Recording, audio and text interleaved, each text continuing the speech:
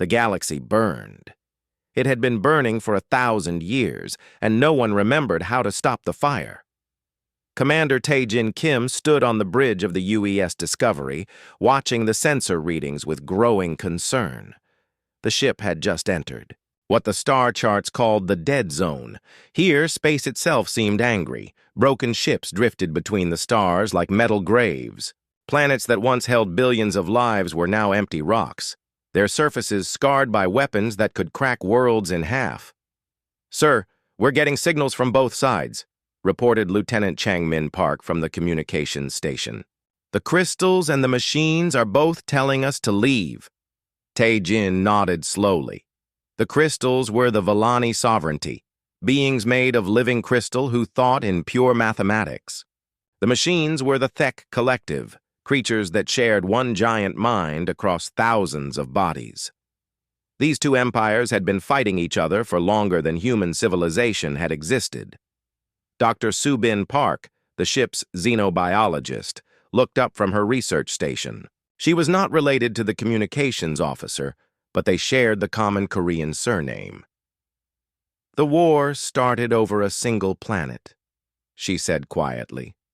"One world, and now half the galaxy is dead because of it." The Discovery was humanity's first deep space exploration vessel. Earth had only discovered faster-than-light travel 20 years ago.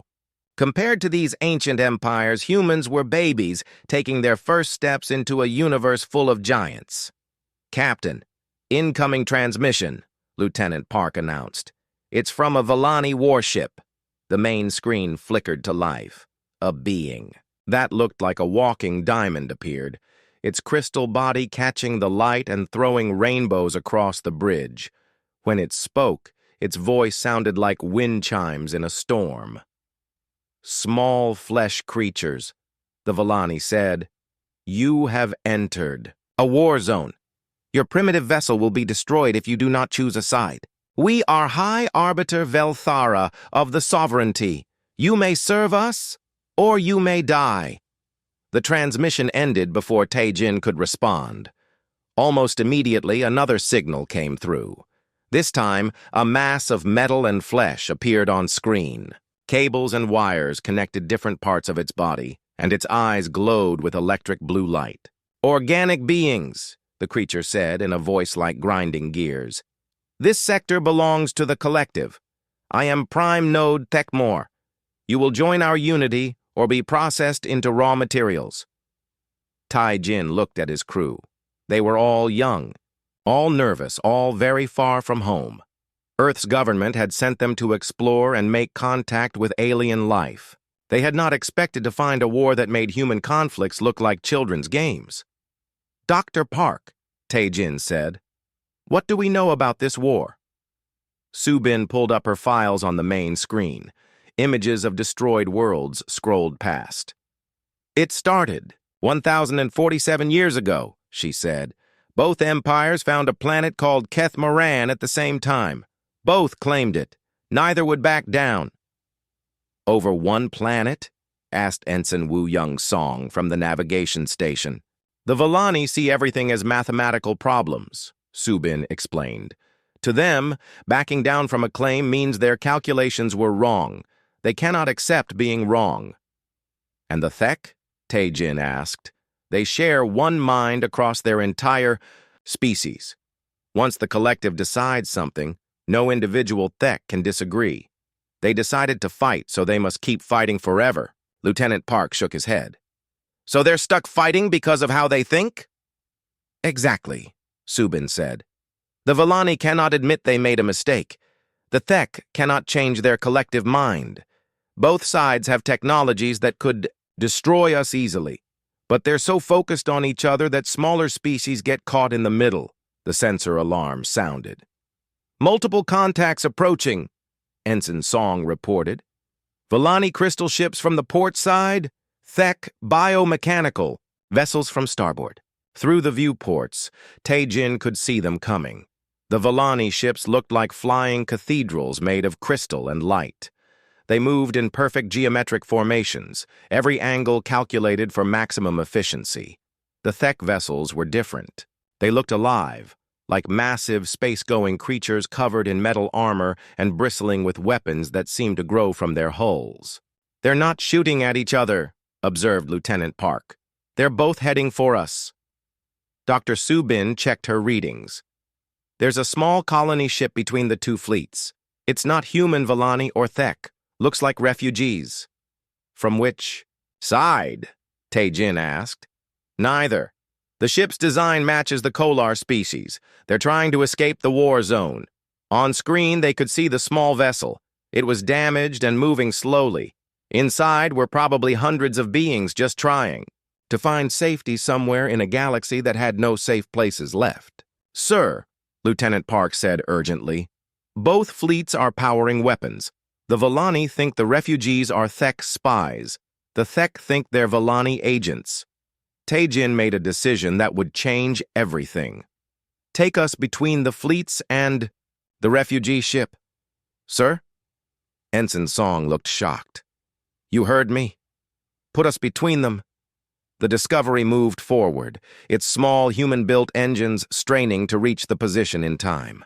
The ship was tiny compared to the alien warships, like a rowboat sailing between battleships. "Open a channel to both fleets," Tae-Jin ordered. "Channel open, sir." Tae-Jin stood up straight. "This is Commander Tae-Jin Kim of the United Earth ship. Discovery, we claim protection over the refugee vessel. Any attack on them will be considered an attack on humanity." Silence filled the bridge. Then both alien commanders appeared on split screen. "Flesh creature," High Arbiter Velthera said. "You are irrelevant. Our calculations show your vessel poses no threat." Small organic, Prime Node Thekmore added. "Your species is unknown to the collective. You have no authority here." "Maybe not," Tae-Jin said calmly, "but we're here anyway." Dr. Subin looked at the commander with surprise. She had expected him to try diplomacy, to find some clever solution. Instead, he was simply refusing to move. "Your ship will be destroyed," Velthera warned. "The collective will process your remains," Thekmore agreed. "Then you'll have to explain to your respective governments why you started a war with a species you know nothing about," Tae-Jin replied. "Is one refugee ship worth that risk?" For several long minutes, nobody moved. The Volani ships held their perfect formations. The Thek vessels waited with mechanical patience. The Discovery hung in space between them, protecting beings they had never met from empires they barely understood. Finally, High Arbiter Velthara spoke. "The calculation is not worth the unknown variables. We withdraw." "The collective agrees," Thekmore said. "Unknown factors require further analysis." Both fleets slowly moved away, leaving the refugee ship under human protection. "Sir," Lieutenant Park said quietly, "we just stopped two massive fleets with one small ship." "No," Tae-Jin corrected. "We confused them. They don't know how to calculate something they've never seen before." Dr. Subin was already thinking ahead. "Commander, what if that's the answer? What if the reason this war can't be stopped is because both sides only know how to think in the same old ways?" "What do you mean?" "The Volani always calculate. The Thek always follow the collective. But humans? We do things differently every time. Maybe that's exactly what this galaxy needs." Tae-Jin looked out at the stars, at the endless battlefield that surrounded them. For the first time since entering the dead zone, he smiled. "Dr. Park, start preparing a full report on both species. I think Earth is going to be very interested in this war." "Yes, sir." "What should I tell them?" "Tell them we might have found something no one else in the galaxy has." "What's that?" "A way to win by changing the rules." 3 months after the Discovery's first contact, Earth was buzzing with activity. The news that humans had stopped 2 alien fleets without firing a shot had reached every corner of human space. Now, both the Volani sovereignty and the Thek collective were sending representatives to meet with humanity. Ambassador Jae-Won Lee stood in the main conference room of Luna Station, Earth's primary diplomatic facility. He was a calm man with gray hair and kind eyes, chosen for this job because he had spent his career solving problems between different groups of humans. Now he faced his biggest challenge yet. "They're both coming at the same time?" asked Captain Min-Ho Choi, commander of humanity's newest deep space vessel, the UES Harmony. He was younger than the ambassador, with quick eyes and the confident bearing of someone used to making fast decisions. Neither side wanted to let the other arrive first, Dr. Hai Jin Song explained. She was the team's expert on alien technology, a woman who loved puzzles more than anything else. "They both think they can recruit us before the other side makes their offer." Ambassador Lee nodded. "According to our intelligence, both empires are convinced that human unpredictability could tip the balance of their war. They don't want peace. They want to win." The first ship to arrive was Valani. It appeared near Luna Station like a crystal palace floating in space. Every surface caught the light from Seoul and threw it back in perfect patterns. The ship was beautiful in a way that made human artists weep with envy. High Arbiter Velthara materialized in the conference room using Valani transportation technology, the crystal being stood 8 feet tall, its body shifting through different colors as it thought. "Humans," Velthara said in its wind chime voice, "we have analyzed your species. You possess a quality we find useful." "What quality is that?" Ambassador Lee asked politely. "Chaos. Your minds work in patterns we cannot predict. In war, this makes you valuable allies." Dr. Song leaned forward. "You mean you want to use our unpredictability as a weapon?" "Precisely. Join the sovereignty, and we will share our technology. Your ships will become unbreakable crystal. Your weapons will reshape matter at the quantum level. Together, we will end the Thek Collective forever." Before Ambassador Lee could respond, alarms sounded throughout the station. The Thek had arrived. Their ship looked like a massive metal whale covered in armor plating and weapon systems. It moved with purpose, every action calculated for maximum efficiency. Unlike the Valani vessel, there was nothing beautiful about it. It was a tool of war. Nothing more. Prime Node. Thekmore appeared in the conference room through different technology. Instead of materializing like the Valani, the Thek representative seemed to flow together from smaller pieces, like a jigsaw, puzzle assembling itself. "Humans," Thekmore said in its mechanical voice, "the collective has reached a decision about your species." "And what decision is that?" Ambassador Lee asked. "You will join us. Your individual creativity will strengthen our unity. We will give you bodies of metal and wire that never break. We will connect your minds to our network so you never feel alone again. Together, we will process the Valani into raw materials." Hi. Arbiter Velthara's crystal body flashed angry red. "The flesh machines speak of slavery and call it a gift. The crystal minds speak of chaos and call it strategy," Prime Node Thekmore replied. Ambassador Lee held up his hands. "Please, both of you. We appreciate your offers, but humanity has a different proposal." Both aliens turned to stare at him. In their long war, no one had ever made proposals to them. They made demands. Others obeyed or died. "We want to help you end this war," Ambassador Lee said simply. Velthara's colors shifted to confused blue. "End the war? The calculations do not support this possibility."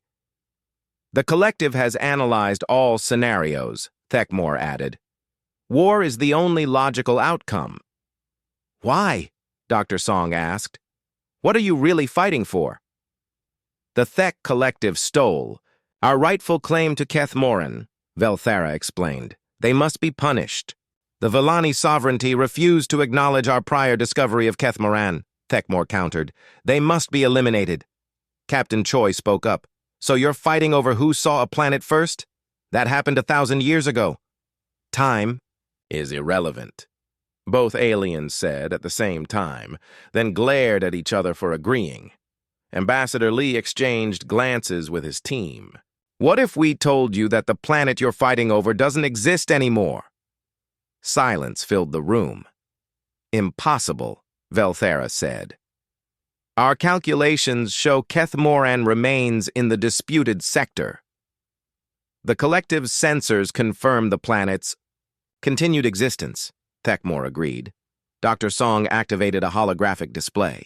This is sensor data from the Discovery's recent mission to the Kethmoran system. The hologram showed empty space where a planet should have been. Nothing remained except asteroids and cosmic dust. Your war destroyed it, Dr. Song said quietly. 300 years ago, a Vellani crystal weapon hit a Thek biobomb in Kethmoran's atmosphere. The planet broke apart. High Arbiter Velthara stared at the display. For the first time since the meeting began, the crystal being was completely still. Prime node. Thekmor's mechanical eyes dimmed. The collective was not informed of this development. Neither side wanted to admit they had destroyed what they were fighting for, Ambassador Lee explained. So you kept fighting over empty space. The mathematics become complex, Velthara admitted. The collective requires time to process this information, Thekmor said. Take all the time you need, Ambassador Lee said. But while you're thinking, consider this. Humanity offers a third option. What option? Both aliens asked together, then glared at each other again. Peace. Velthara's body flashed through several colors. Peace is not mathematically possible. The equations do not balance. Peace cannot be processed by the collective, Thekmor agreed. It violates our core programming. Captain Choi shook his head. So you're both stuck fighting forever? Because you don't know how to stop? We know how to stop, Velthara said defensively. Total victory over the enemy. Elimination of opposition, Thekmor confirmed. But you've been trying that for 1,000 years, Dr. Song pointed out. Has either side ever been close to winning? Both aliens were quiet for a long moment. The Thek adapt to every strategy, Velthara finally admitted. The Vellani counter every tactical advance, Thekmor said reluctantly. Ambassador Lee smiled. So you're evenly matched. Neither side can win, neither side can lose, and neither side knows how to quit. That is an accurate assessment, Velthara said slowly.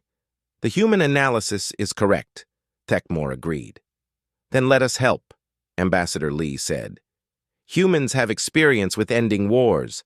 Sometimes the best solution isn't victory. Sometimes it's finding a way for everyone to walk away with their honor intact. High Arbiter Velthara considered this. You would mediate between us? If you're willing to try. Prime node. Thekmor's mechanical parts whirred as the collective processed the idea. This proposal has never been offered before, because no one else has been crazy enough to get between your fleets, Captain Choi said with a grin. Crazy. Velthara repeated thoughtfully. Yes, humans are definitely crazy. But crazy in useful ways, Thekmor added. Ambassador Lee stood up. Think about our offer. Both of you. 1,000 years of war, and the only thing you've accomplished is destroying the planet you were fighting over. Maybe it's time to try something different.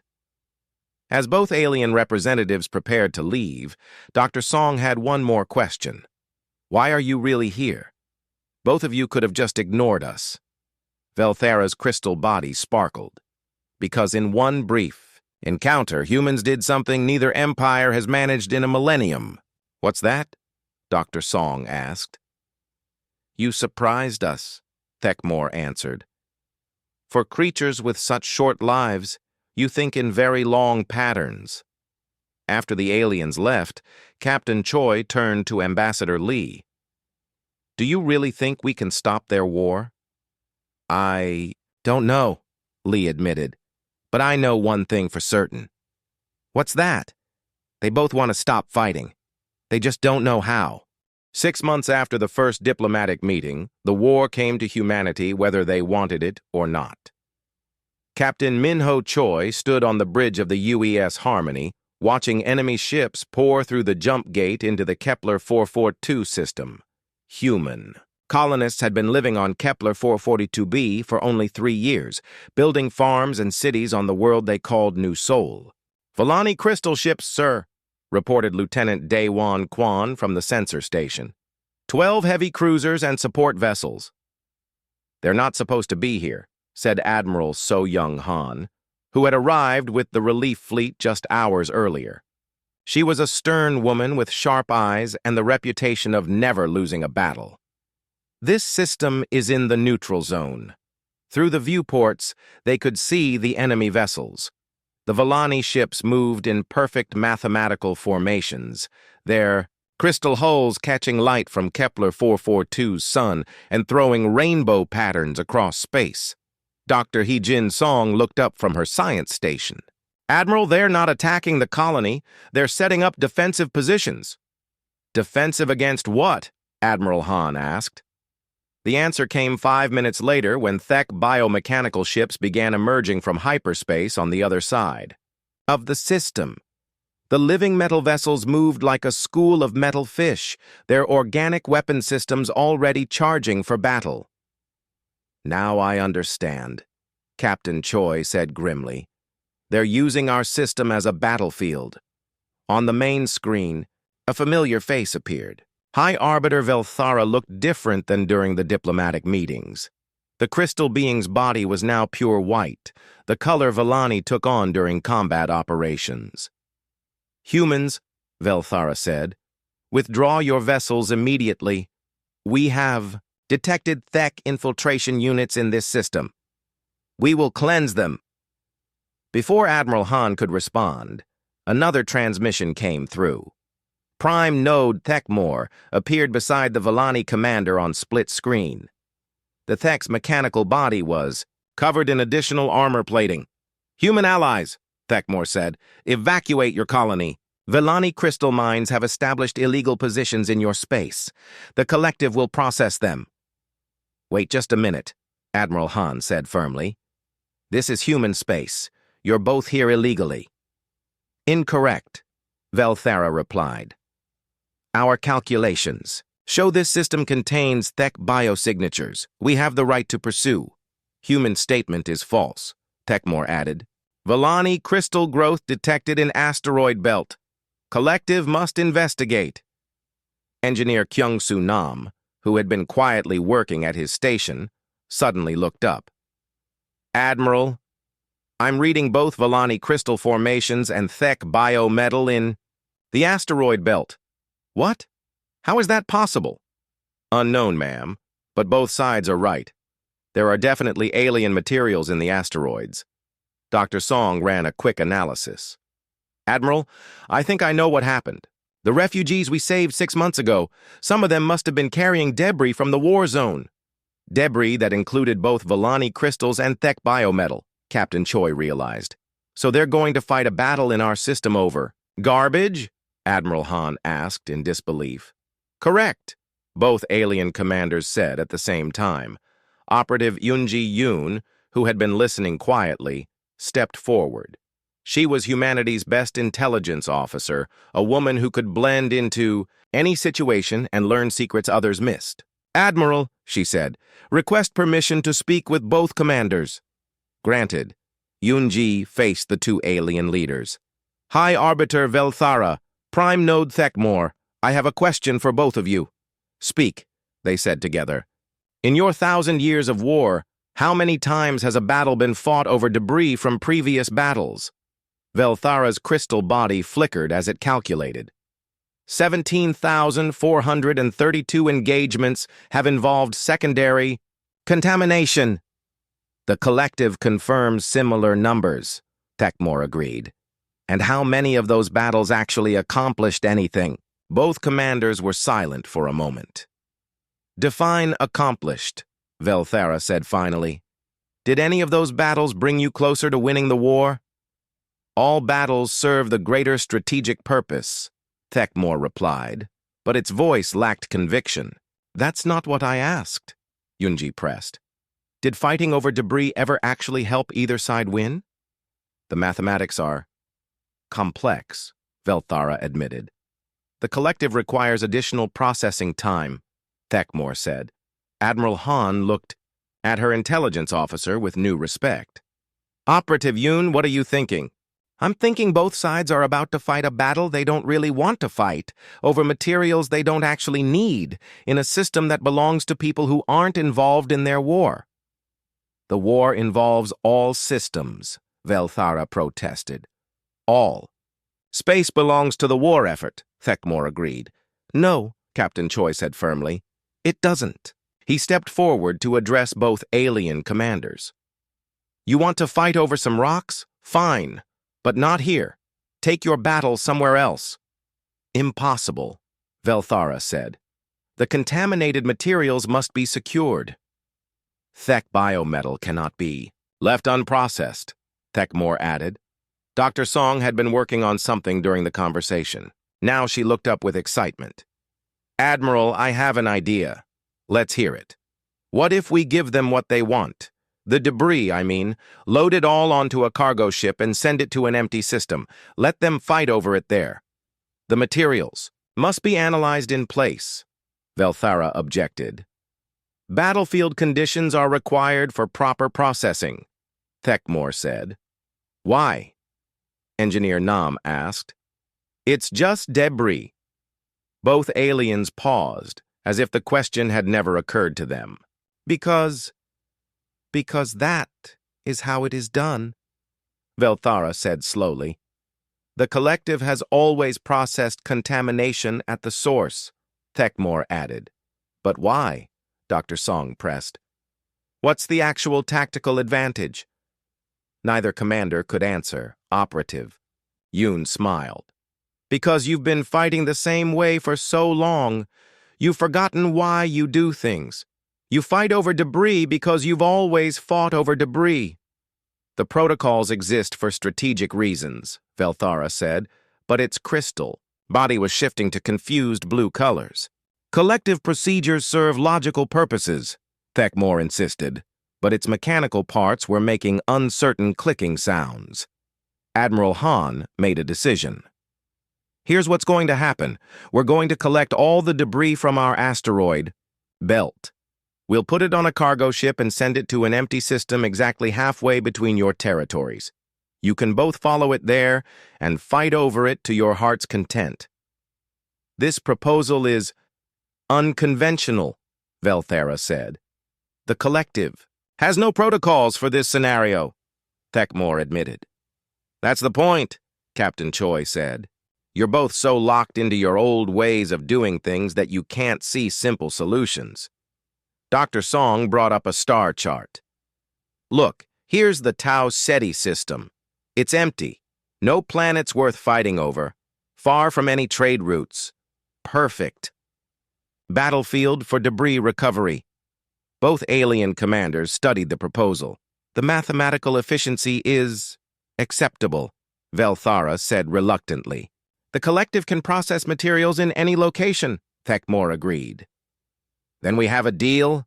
Admiral Han asked. Agreement reached, both aliens said. As the alien fleets began withdrawing from human space to follow the debris-carrying cargo ship, Engineer Nam shook his head in amazement. Admiral, we just convinced two massive alien empires to take their war somewhere else by asking nicely and offering a reasonable alternative. More than that, Operative Yoon said thoughtfully.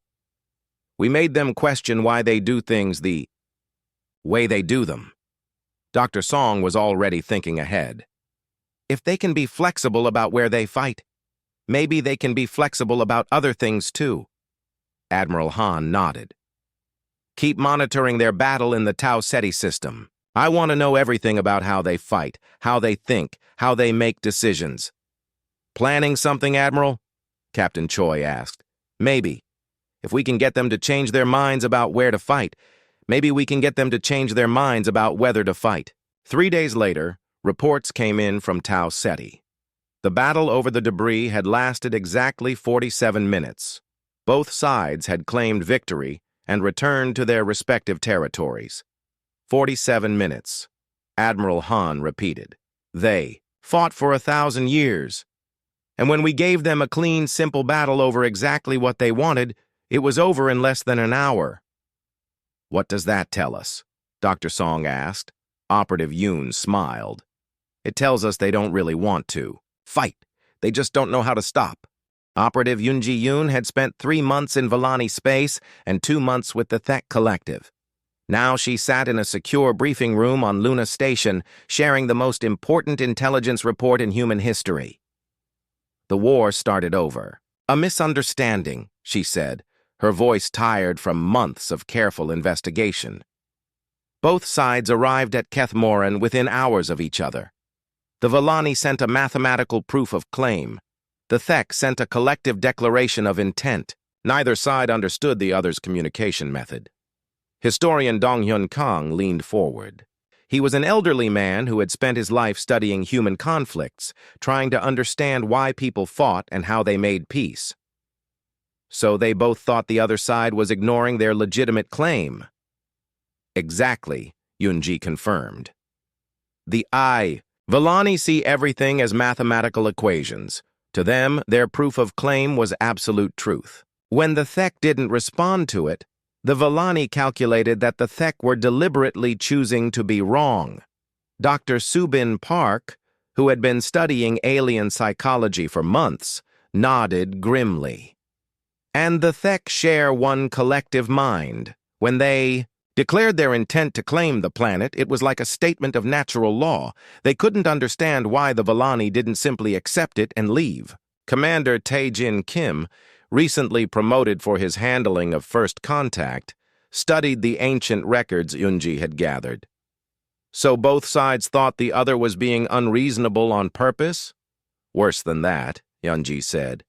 The Volani thought the Thek were mathematically impossible beings who refused to accept logical truth.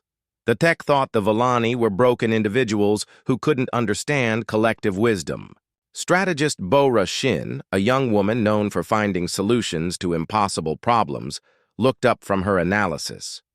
So they didn't just start fighting over a planet. They started fighting because each side thought the other was fundamentally wrong about how reality works. That's right, Historian Kong said slowly. And once they started fighting, the Volani calculated that they had to win to prove their mathematics were correct, Dr. Park continued.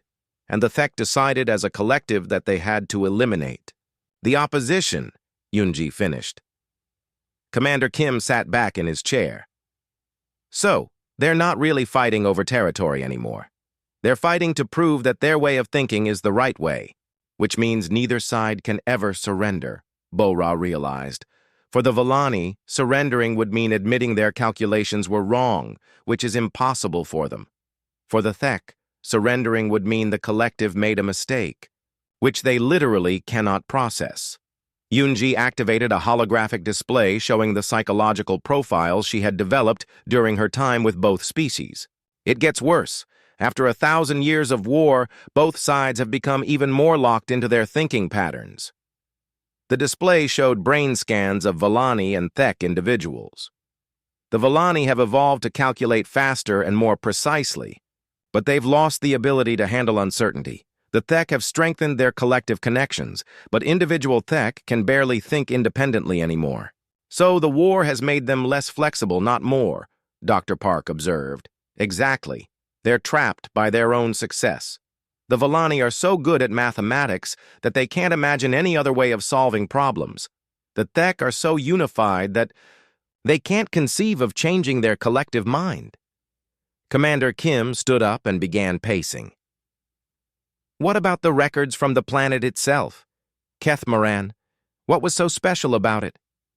Historian Kang pulled up older files. That's the strangest part. It was just a normal planet. Good atmosphere, decent resources, nothing extraordinary. Both sides could have found a dozen better worlds.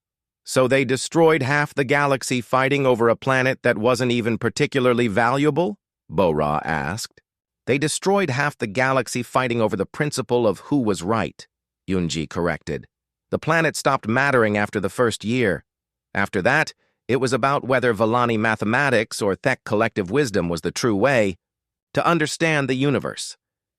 Dr. Park had been quiet, studying the data. Now she spoke up. There's something else. Something even more important. Everyone turned to look at her. Both sides are exhausted, she said simply. Look at these psychological profiles, Yunji gathered. Individual Villani show signs of calculation fatigue. They're making more errors than ever before. And individual Thek are starting to have thoughts that don't match the collective mind. What kind of thoughts? Commander Kim asked. Yunji smiled for the first time since entering the briefing room. Doubts, questions. Individual Thek are starting to wonder if the war is really necessary. Individual Villani are beginning to calculate scenarios where peace might be mathematically possible. But they can't act on those thoughts, Bo-Ra said.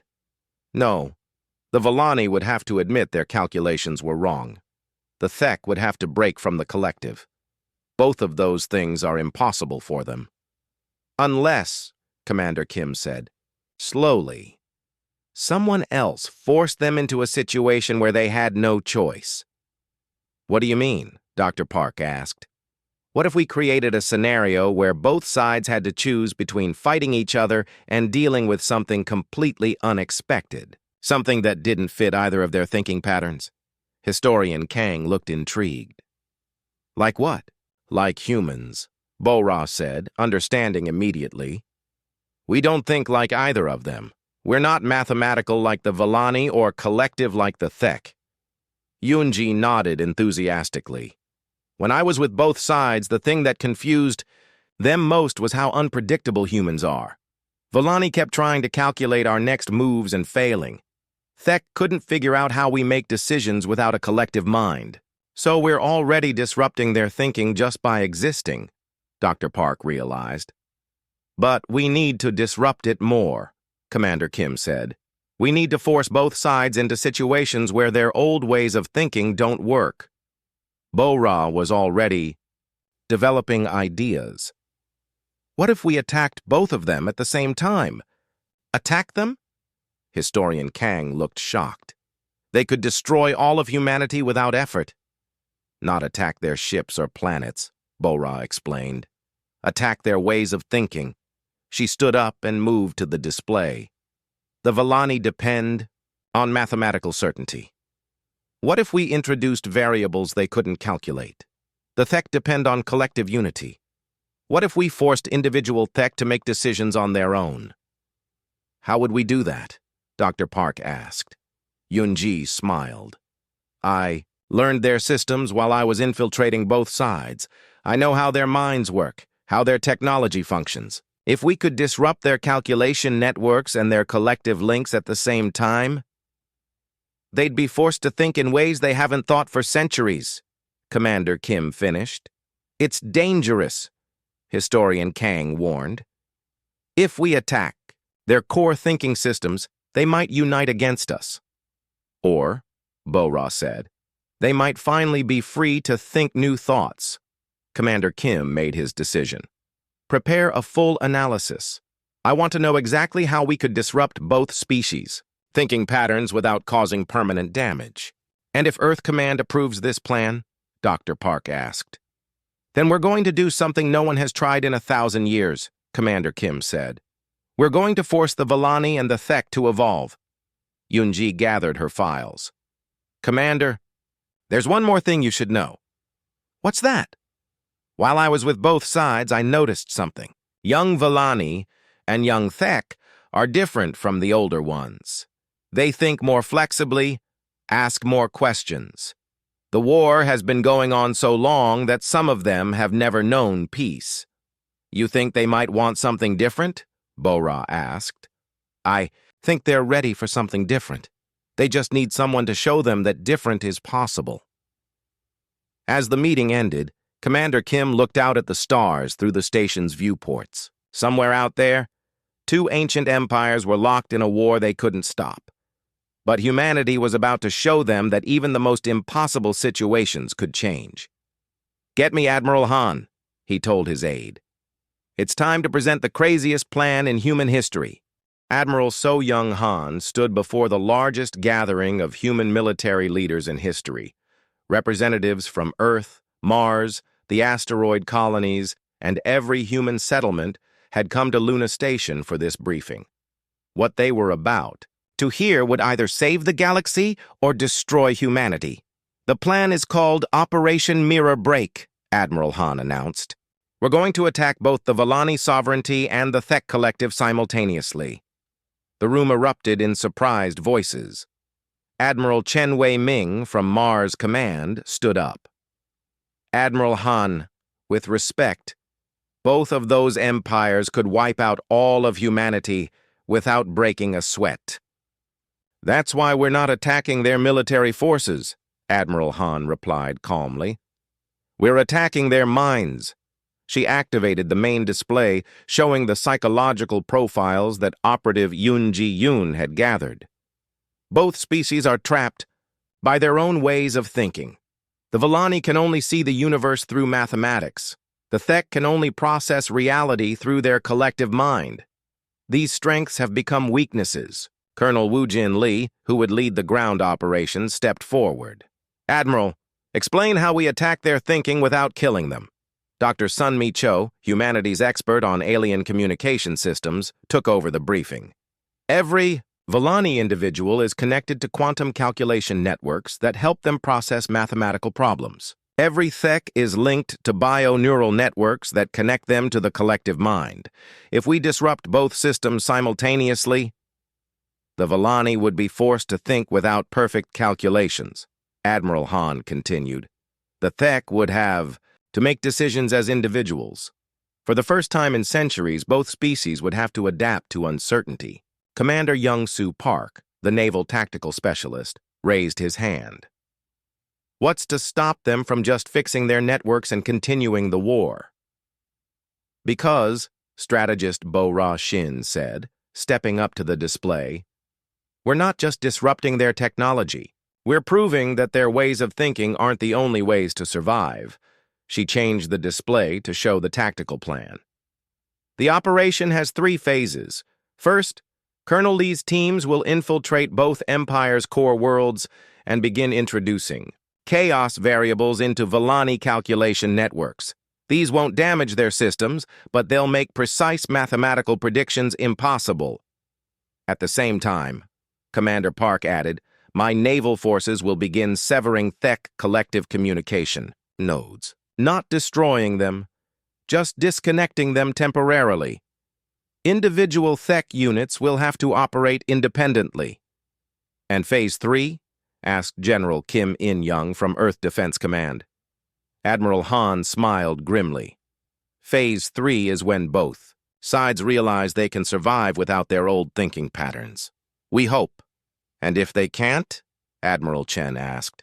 "Then both civilizations collapse into chaos, and humanity probably gets blamed for destroying 2 galactic empires," Admiral Han admitted. "But if we do nothing, the war continues forever, and eventually spreads to every corner of the galaxy." Colonel Lee studied the infiltration plans Dr. Cho had prepared. "These chaos variables you want us to introduce into Volani systems, what exactly are they?" Dr. Cho pulled up the technical specifications. "Random number generators, paradox equations, problems with multiple valid solutions. Things that can't be calculated with mathematical certainty. The Volani minds will have to learn to work with uncertainty instead of absolute answers." "And the Thek disruption?" Commander Park asked. "We'll be using quantum interference fields to temporarily block their bio-neural connections," Dr. Cho explained. "Individual Thek will maintain their basic functions, but they won't be able to access the collective mind for guidance. They'll have to think for themselves." Operative Yun Ji entered the briefing room carrying additional intelligence reports. "Admiral, I have updates from both empires. The situation is deteriorating faster than we expected." "How so?" Admiral Han asked. "Both sides are preparing for massive final offensives. The Volani have calculated that they can achieve total victory within 6 months if they commit all resources. The Thek Collective has decided that complete elimination of Volani forces is now necessary for galactic stability." The room fell silent as the implications sank in. "They're both planning to end the war by destroying each other completely," General Kim said quietly. which means we have maybe 3 months before half the galaxy becomes uninhabitable, Admiral Han concluded. Admiral Chen shook his head. This makes the operation even more dangerous. If we disrupt their thinking right before their final offensives, they might make even worse decisions, Colonel Lee finished. Or, Bo-Ra said optimistically, they might finally be free to make better ones. Admiral Han made the decision that would change galactic history. We proceed with Operation Mirror Break. All teams deploy in 72 hours. As the meeting broke up, individual commanders approached Admiral Han with their concerns. Admiral, Commander Park said quietly, my fleet is ready to sever the Thek communication nodes, but I have to ask, are we sure this won't hurt them permanently? Dr. Cho's analysis suggests that individual Thek actually function better when they're not constantly connected to the collective, Admiral Han replied. They've just forgotten how to think independently. Colonel Lee had similar concerns. The Vellani infiltration is complex. My teams will need to access their most secure facilities. If we're caught, the Vellani will calculate that humans are too dangerous to exist, Admiral Han admitted. But if we succeed, they might calculate that cooperation is more efficient than war. Dr. Cho approached with technical updates. Admiral, I've been thinking about the psychological impact of our operations. And both species have been locked in the same thinking patterns for so long that breaking those patterns might be traumatic. Imagine if humans suddenly couldn't use language or couldn't feel emotions. That's what we're doing to them. Admiral Han considered this.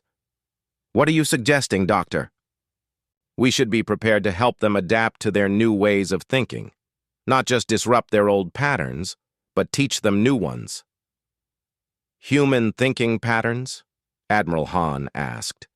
Not exactly, but we could show them that there are many ways to solve problems. Many ways to make decisions. The Vellani could learn that uncertainty doesn't mean failure. The Thek could learn that individual thought doesn't mean isolation.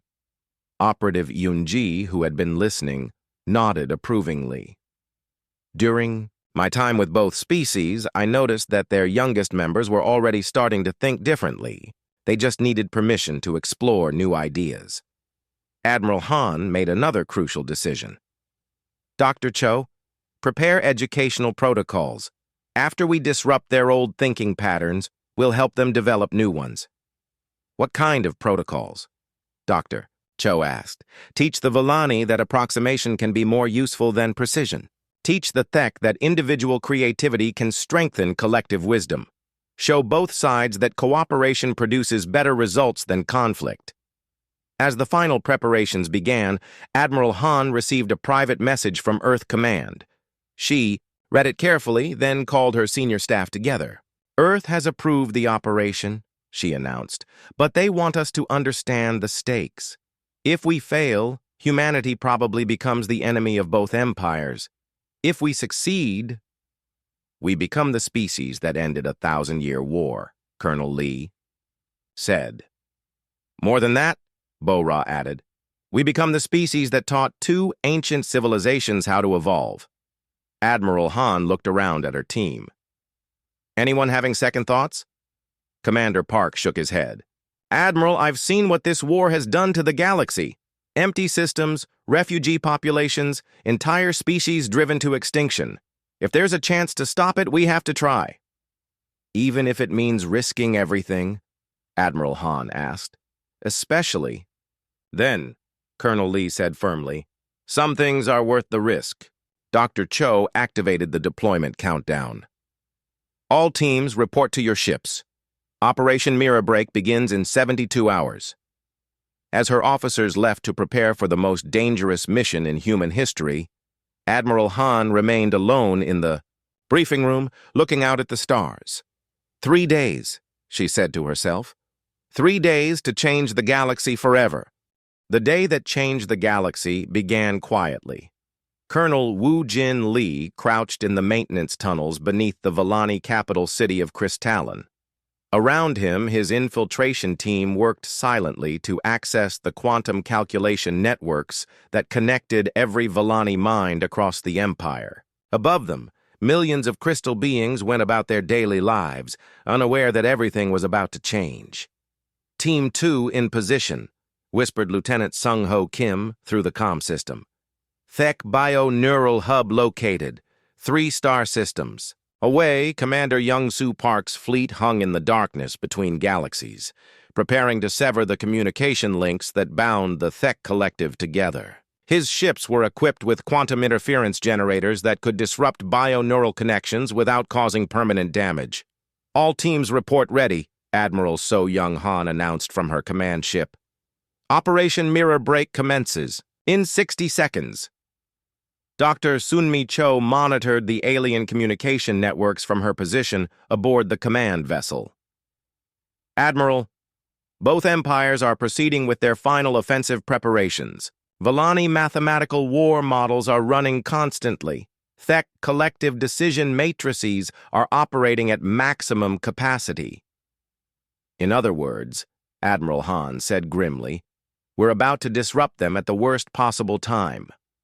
Or the best possible time, Engineer Haewon Yang suggested.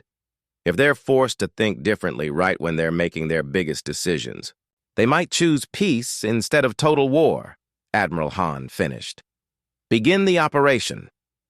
Colonel Lee's team activated their chaos generators. Throughout the Volani calculation networks, impossible problems began appearing. Mathematical equations with no solutions, paradoxes that couldn't be resolved, random variables that made prediction impossible. High Arbiter Velthara was in the middle of calculating the final assault on Thek space when her mind suddenly filled with uncertainty. The numbers that had always provided clear answers now swirled in confusion. For the first time in her long life, she couldn't calculate what would happen next. Calculation error, she said aloud, her crystal body flickering between colors. This is impossible. Around her, other Volani commanders were experiencing the same crisis. Mathematical certainty, the foundation of their entire civilization, was crumbling. At the same moment, Commander Park's fleet activated their quantum interference fields. Across Thek space, the bio-neural networks that connected the collective mind began to fail. Individual Thek found themselves alone with their own thoughts for the first time in centuries. Prime Node. Thekmore stood in the central command chamber of the collective's primary hub, preparing to issue the order for total war. Suddenly, the familiar presence of thousands of connected minds vanished from his consciousness. He was alone. Truly, completely alone. Collective. Where is the collective? He asked, his mechanical voice filled with something Thek had not experienced for generations: confusion. Around him, other Thek individuals were discovering the strange experience of independent thought. Without the collective's guidance, they had to make decisions based on their own judgment. Dr. Cho monitored the effects from her science station. Admiral, both disruptions are working. Volani calculation networks are flooded with unsolvable problems. Thek collective links are severed across their entire empire. How are they responding? Admiral Han asked. With panic, mostly, but also with something else. Individual Volani are starting to make approximations instead of exact calculations. Individual Thek are beginning to express personal opinions. Lieutenant Kim, who had successfully infiltrated a Thek facility, reported what he was seeing. Admiral, the Thek here are talking to each other. Not through the collective link, but actually speaking out loud. They're asking each other questions. What kind of questions? Admiral Han asked. Things like, what do you think we should do? And how do you feel about the war? It's like they're discovering they have individual personalities. Meanwhile, Colonel Lee reported from Volani space. The crystal beings are having a completely different reaction. They're grouping together, sharing their uncertainty instead of trying to solve it alone. I'm seeing Volani actually asking each other for help with problems they can't calculate. Dr. Cho looked up from her readings with excitement. Admiral, Do you understand what's happening? The disruption isn't just making them think differently, it's making them think like each other. What do you mean?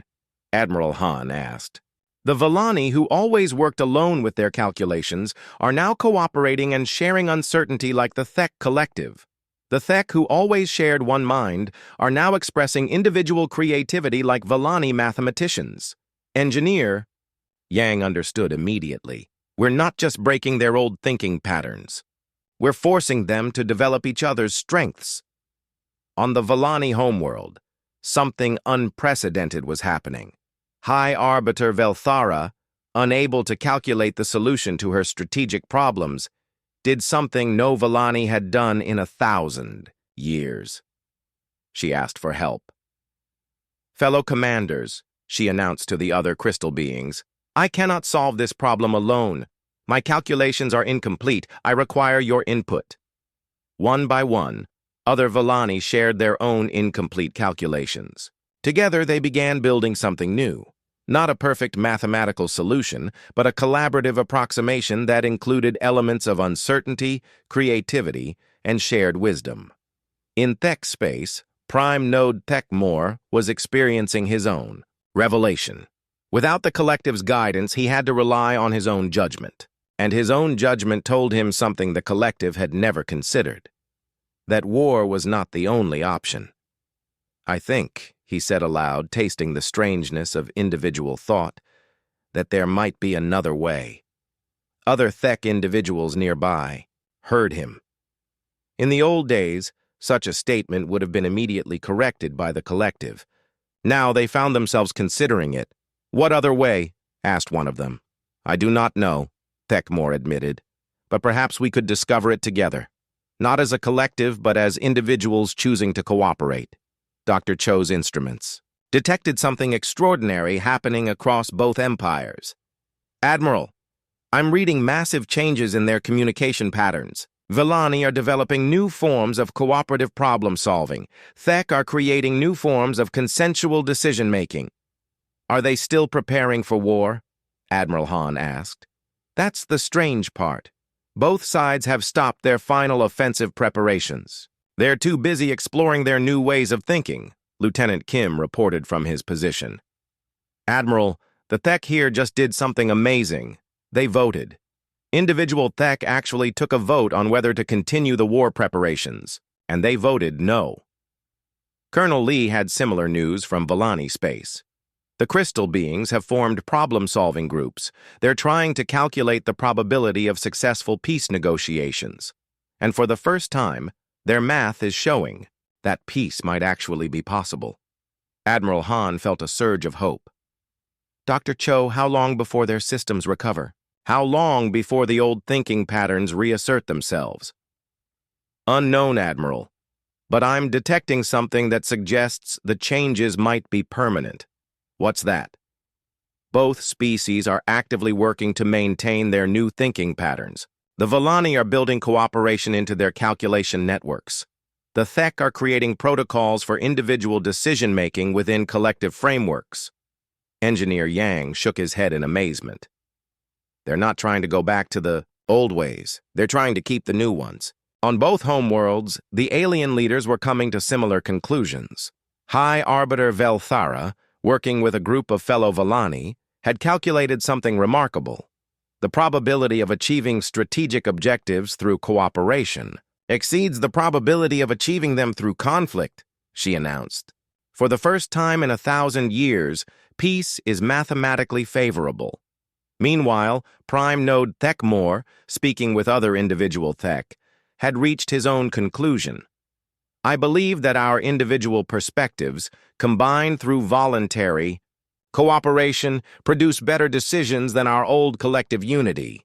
Perhaps it is time to speak with the Vellani not as enemies, but as fellow seekers of solutions. Dr. Cho looked up from her console with tears in her eyes.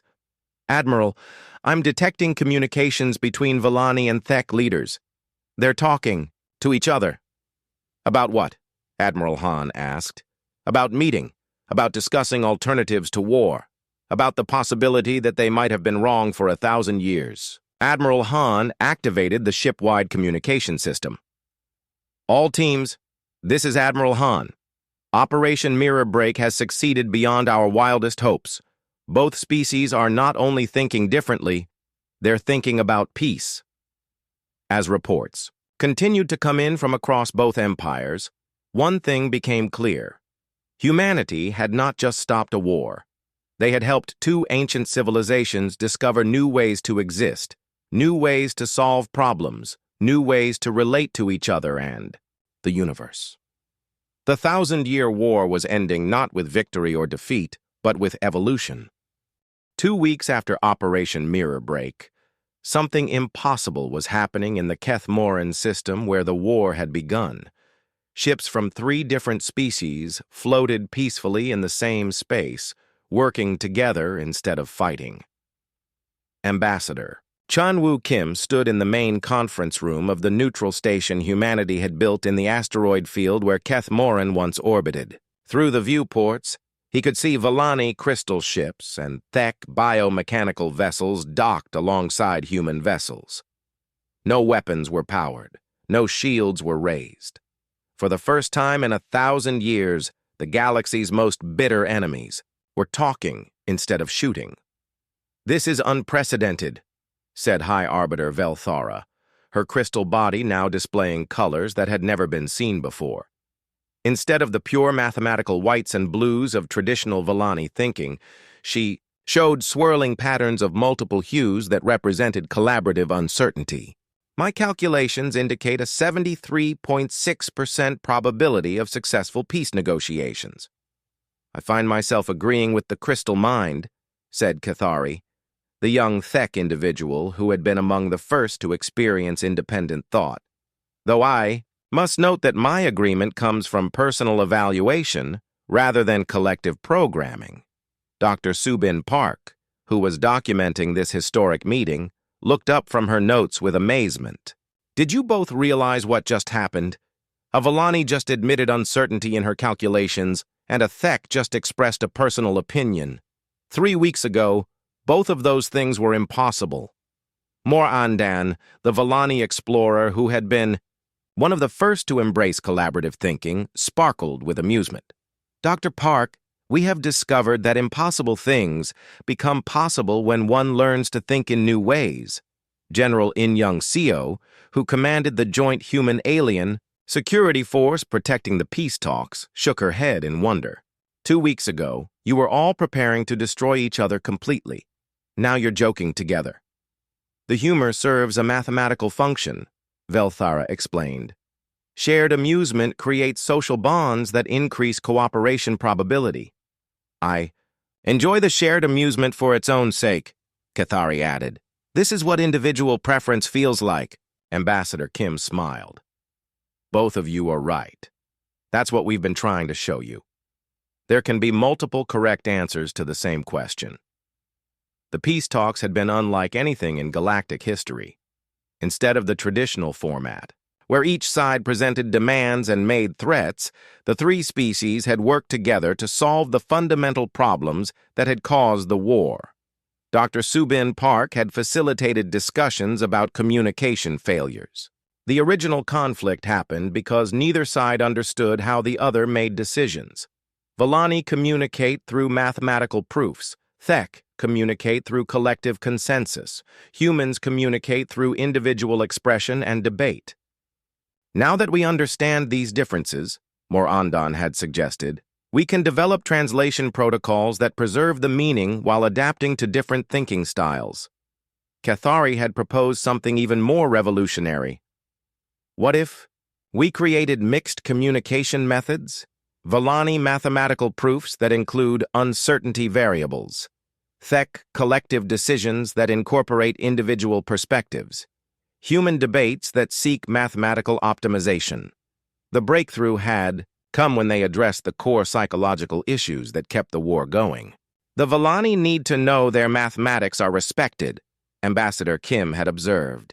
"The Thek need to know their collective wisdom is valued. Both sides need to feel that their way of thinking is legitimate." High Arbiter Velthara had calculated a solution. What if we establish different sectors for different thinking styles? Villani space where mathematical precision is prioritized. Thek space where collective harmony is maintained. And neutral zones where all thinking styles are welcome. But with regular exchanges, Cathari had added. Young Villani could spend time learning collective cooperation. Young Thek could explore individual creativity. Humans could teach both groups new approaches. The most surprising development had been the emergence of hybrid individuals. Some young Villani had learned to think collectively while maintaining their mathematical abilities. Some young Thek had developed individual creativity while staying connected to their collective heritage.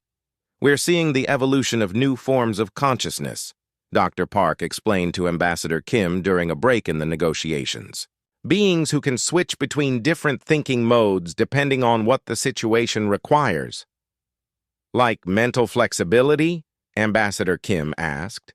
Exactly. Instead of being trapped in one way of thinking, they're learning to use whatever approach works best for each problem.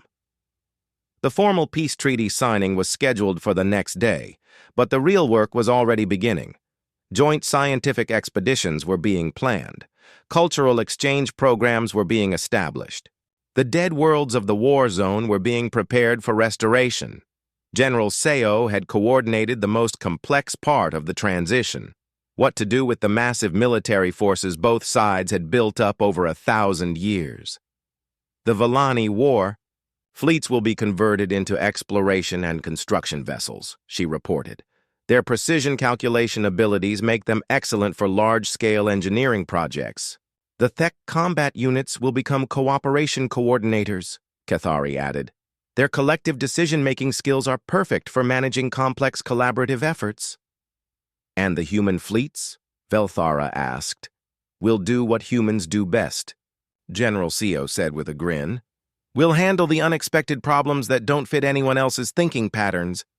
As the day of negotiations continued, they addressed practical concerns about territory, resources, and governance. But the most important discussions were about preventing future conflicts. We propose the establishment of thinking diversity. Councils, Ambassador Kim announced. Mixed groups of Villani, Thek, and humans who specialize in solving problems that require multiple perspectives. When conflicts arise, Moranden calculated, these councils would analyze them using all three thinking styles and find solutions that work for everyone. The councils would also serve as early warning systems, Cathari suggested. They could identify when groups are becoming too locked into single thinking patterns and help them maintain flexibility.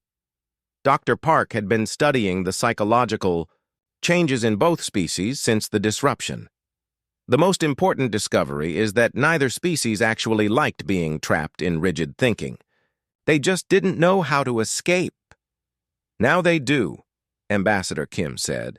Both sides have learned that their old thinking patterns were tools, not prisons. As the formal sessions ended for the day, something wonderful happened.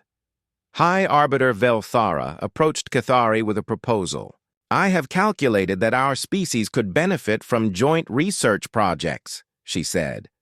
Villani precision combined with Thek cooperation could solve problems neither could handle alone. I would find such collaboration personally satisfying, Cathari replied, though I will need to discuss it with my collective to ensure broader agreement. And I will need to run probability calculations to optimize our approaches, Velthara added. Dr. Park watched this exchange with tears in her eyes. Do you realize what you just did? You both used your natural thinking styles to agree on cooperation, instead of using them to justify conflict. That evening, as representatives from all three species shared a meal together, Ambassador Kim received a message from Earth. The human government wanted to know when the peace treaty would be signed. Tomorrow, he replied, but the real peace has already begun. How can you be sure? Came the response from Earth. Ambassador Kim looked around the dining area, where Villani crystal beings were teaching Thek individuals mathematical games, while Thek were showing Villani how to make collective decisions about what to eat. Human. Mediators moved between the groups, helping translate concepts and preventing misunderstandings. Because, he said, they're not just ending a war, they're becoming friends. 1 year after the 1,000-year war ended, President Jun-Ho Lim stood on the observation deck of Harmony Station, watching the most beautiful sight in the galaxy. Where once there had been a dead zone of broken ships and empty worlds, now there was the largest construction project in galactic history.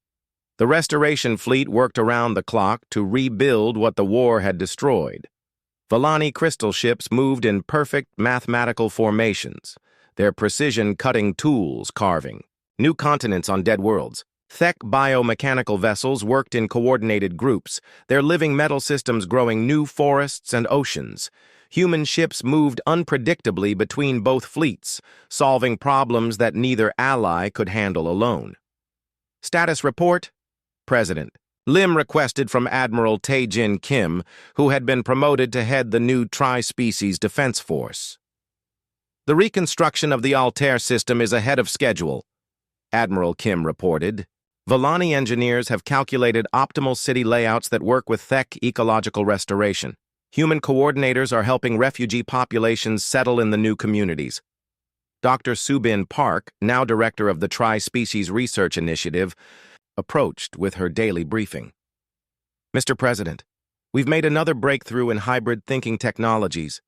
Show me, President Lim said. Dr. Park activated a holographic display showing brain scans of individuals from all 3 species. Young people who grow up in mixed communities are developing thinking abilities that combine all 3 approaches. They can calculate like Villani, cooperate like Thek, and adapt like humans. All in the same person? President Lim asked. All in the same mind. We're calling them tri-thinkers. They represent the evolution of consciousness itself. Through the observation windows, they could see examples of this new cooperation everywhere. On the main construction platform, a mixed crew was assembling a new type of space station. Villani calculated the structural mathematics. Thek coordinated. The construction teams and humans handled the unexpected problems that arose during assembly. Any word from the deep space exploration missions? President Lim asked. Admiral Kim nodded. The joint fleets have made contact with 17 new species in the past 6 months. Every first contact has been peaceful. The combination of Villani, mathematical diplomacy, Thek collective wisdom, and human adaptability makes us incredibly effective at understanding alien cultures. More importantly, Dr. Park added, we're teaching other species about thinking diversity. Several civilizations have requested help in developing more flexible approaches to problem solving. President Lim smiled as he watched a group of young beings from all 3 species playing together in the station's recreation area. They switched effortlessly between different types of games, mathematical puzzles that required Villani-style precision, cooperative challenges that needed Thek-style coordination, and creative adventures that demanded human-style innovation. Sometimes I can't believe this is real, he said. A year ago, half the galaxy was preparing for total war. Now we're building a new civilization together. It's real, Admiral Kim confirmed. But it's also fragile. We're getting reports of some problems. What kind of problems? President Lim asked. Dr. Park pulled up new data. Some older Villani and Thek are having trouble adapting to the new thinking styles. They feel lost without their traditional mental frameworks. Are they dangerous? President Lim asked. Not dangerous, just confused and frightened. They're like humans who suddenly couldn't use language or feel emotions. We're working on therapy programs to help them integrate the new thinking patterns gradually. Admiral Kim had more serious concerns. There's also the question of what happens when we encounter hostile species. Our new alliance is built on cooperation and understanding. What if we meet someone who only understands force, as if summoned by his words, an aide approached with urgent news? Mr. President, We're receiving distress signals from the Outer Rim. Multiple species are reporting attacks by unknown hostiles. President Lim immediately shifted into crisis mode. Details? The attackers appear to be from outside our galaxy, the aide reported. They're using technologies we've never seen before. Conventional defenses are useless against them. Dr. Park studied the incoming data. Mr. President, these attackers seem to have one-dimensional thinking patterns. They only understand conquest and dominance. They don't negotiate, don't communicate, don't show any flexibility. Perfect, Admiral Kim said grimly. Our first major test as an alliance, and we're facing an enemy that represents everything we've learned to move beyond. No, President, Lim said thoughtfully. This is actually perfect. Sir, Admiral Kim asked. Think about it. A year ago, the Villani would have tried to calculate a military solution. The Thek would have responded with collective force. Humans would have improvised. Desperate strategies. All three approaches would have failed against an enemy we don't understand. Dr. Park's eyes lit up with understanding. But now we can combine all three approaches, plus everything we've learned about thinking diversity. President Lim activated the Emergency Council communication system. High Arbiter Velthara, Prime Node Thekmor. This is President Lim. We have a situation that requires all our abilities. Within minutes, the Alliance's leaders were connected across space. High Arbiter Velthara appeared on screen, her crystal body showing the new collaborative colors she had developed. Prime Node Thekmor materialized beside her, his mechanical form enhanced with individual expression interfaces. We have analyzed the threat, Velthara reported. Mathematical projections show these attackers have superior technology but inferior strategic flexibility. The collective has studied their behavioral patterns, Thekmor added. They show no adaptability, no learning, no innovation. They are powerful but predictable, which means they have exactly the kind of rigid thinking that we've learned to overcome, President Lim said. Recommendations? Multi-layered response protocol, Velthara calculated. Villani precision strikes at calculated weak points, Thek coordinated defensive networks, human unpredictability to confuse their targeting systems. But more than that, Thekmor suggested, we should attempt to teach them alternative approaches. If they are truly one-dimensional thinkers, exposure to thinking diversity might disrupt their aggression patterns. Dr. Park was already developing ideas. We could use the same techniques that ended your war. Introduce variables they can't process, force them to confront uncertainty, show them that cooperation produces better results than conquest. Admiral Kim coordinated the military response. All tri-species fleets prepare for Operation Thinking. Storm, we're going to show these invaders what happens when rigid thinking meets infinite adaptability. The response was unlike anything the galaxy had ever seen. Villani crystal ships calculated impossible battle formations that confused the enemy's targeting systems. Thek biomechanical vessels worked in perfect coordination to create adaptive defense networks that shifted faster than the invaders could track. Human ships moved in patterns so unpredictable that enemy weapons couldn't lock onto them. But the most effective strategy was psychological warfare on a scale never before attempted. Dr. Park had worked with teams from all three species to develop confusion matrices, mathematical problems with no solutions broadcast directly into enemy communication systems. The invaders, who seemed to think in purely linear patterns, became paralyzed when confronted with paradoxes they couldn't resolve. It's working, reported Captain Minho Choi from the front lines. Enemy ships are slowing down, showing erratic behavior. It's like they can't process uncertainty. The breakthrough came when a young tri-thinker named Alex Chen Velketh, a human Villani hybrid who had learned Thek cooperation methods, suggested something radical. What if we don't fight them at all? Alex proposed during a strategy meeting. What if we invite them to join our alliance? Invite beings who are attacking us, Admiral Kim asked skeptically.